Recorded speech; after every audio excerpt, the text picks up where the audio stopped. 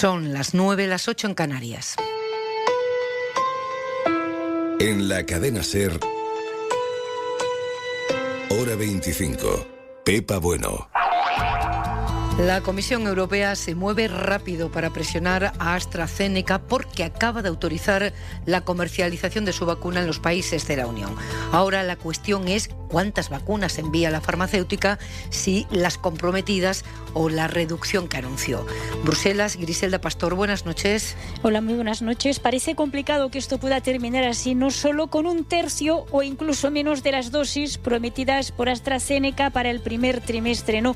Al menos desde la Comisión de Sanidad del Europarlamento se da por hecho que las negociaciones tendrán que continuar porque el contrato demuestra que Bruselas tiene razón en este tema de las dosis. Escuchamos a Nicolás González Casares, del Grupo Socialista. Están obligados a seguir negociando. Ahora queda bastante claro que pueden servir vacunas de las fabricadas en el Reino Unido. La transparencia ha sido buena para la ciudadanía y también para la Comisión Europea para poder seguir negociando y presionando a la empresa, porque yo creo que ya estamos hablando pues de un empecinamiento entre la empresa pero también con la Comisión. Estas son las declaraciones después de poder leer el contenido de ese contrato con tantos tachones, pero que finalmente ha podido ser más o menos clarificado a través de la prensa alemana. Portugal exigirá a los españoles que quieran ir a aquel país una PCR negativa y guardar una cuarentena de 14 días. Estas exigencias entrarán en vigor el domingo por la noche y se van a mantener en vigor al menos durante 2 semanas. Se lo van a exigir a todos los países con incidencias superiores a los 500 casos por 100.000 habitantes y entre ellos están ahora mismo Irlanda, la República Checa y España.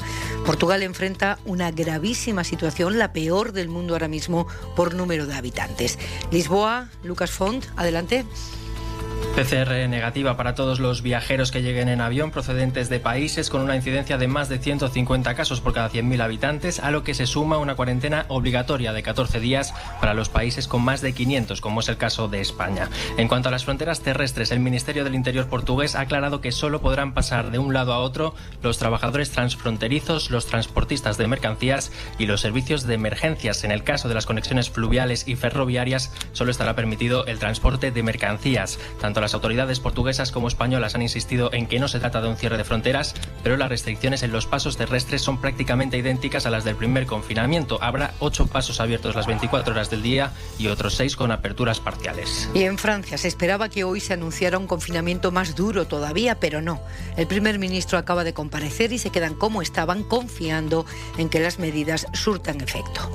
País con todo este lío, con la negociación abierta todavía, como nos contaba Griselda Pastor con AstraZeneca. Sanidad está a la espera de definir tras su estudio cómo será el proceso y quiénes se van a vacunar con sus dosis. Europa ha dado luz verde a todos los mayores de 18 años, pero la incógnita es qué hacer con aquellos que tienen más de 65. Mariola Lourido, buenas noches. Buenas noches, Esther. Pues aquí todavía no está decidido. Sanidad estudia si pondrá o no la vacuna de AstraZeneca a las personas mayores de 65 años, según han señalado esta tarde a la cadena SER fuentes del ministerio que dirige Carolina Darias. El fármaco de AstraZeneca es seguro, pero hay que analizar su eficacia en este grupo de edad, señalan otras fuentes consultadas por esta redacción, que recuerdan que el Instituto Alemán de Salud Pública ha recomendado en principio no administrarla a los mayores porque considera que no hay datos suficientes para evaluar que sea la vacuna más efectiva para este colectivo. El Gobierno sigue muy pendiente de estas últimas noticias sobre la autorización definitiva de la vacuna para saber cuándo va a ser distribuida de inmediato, aunque asume que recibirá menos de la mitad de las vacunas previstas si no hay avances en la negociación entre la Unión Europea y la farmacéutica, que sigue manteniendo el fuerte recorte de suministro. Gracias, Mariola. Mencionabas, Pepa, la última hora en Portugal y el anuncio del primer ministro francés. Recordamos también que en Alemania el Gobierno ha acordado prohibir la entrada de personas que vengan de países con alta incidencia de mutaciones del coronavirus. Reino Unido, Irlanda, Portugal, Brasil y Sudáfrica. Una medida que también también tiene excepciones: ciudadanos alemanes y extranjeros residentes en Alemania, pasajeros en tránsito y la circulación de mercancías. La prohibición de entrada estará en vigor hasta el 17 de febrero, aunque el Parlamento puede modificarla si cambia la situación epidemiológica. Y hay un resquicio por donde colar hoy un mínimo de luz. Es la incidencia acumulada en España, que baja 3 puntos con respecto a ayer y es el segundo día consecutivo de bajada. Estamos muy por encima todavía de los 800 casos por cada 100.000 habitantes, pero es lo único a lo que podemos agarrarnos, que esto empiece a cambiar. Han muerto otras 513 personas y se han sumado 38.000 positivos más. Esta noche vamos a hablar con una psicóloga experta en duelo para que nos ayude a entender cómo estamos gestionando todo esto y si se sienten invisibles aquellos que han perdido un familiar enfermo de COVID. Son, de alguna manera, otras víctimas de la pandemia. La Audiencia de Madrid avala investigar al director de la policía por la falta de material sanitario en los primeros meses de la pandemia. Cree el juez que pudo incurrir en delitos relacionados con la seguridad e higiene en el trabajo.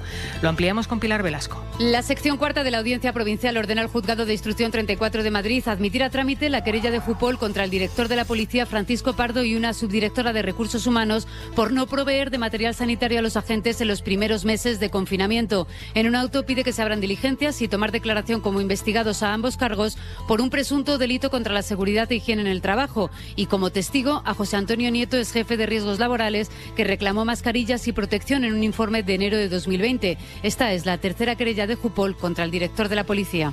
Y al margen de la pandemia, el Ayuntamiento de Barcelona quiere prohibir el alquiler de habitaciones turísticas en toda la ciudad. Hoy ha dado un paso en esa dirección. Ha aprobado provisionalmente la normativa que recoge esa medida. Mónica Peinado. La teniente de alcalde de urbanismo, Janet Sanz, asegura que la oferta de alojamientos turísticos de Barcelona, con más de 154.000 plazas, es más que suficiente y no permitirán el alquiler de habitaciones turísticas, las que se alquilan por menos de un mes, en ningún barrio de la ciudad. Per evitar una saturació de places turístiques, especialment al centre.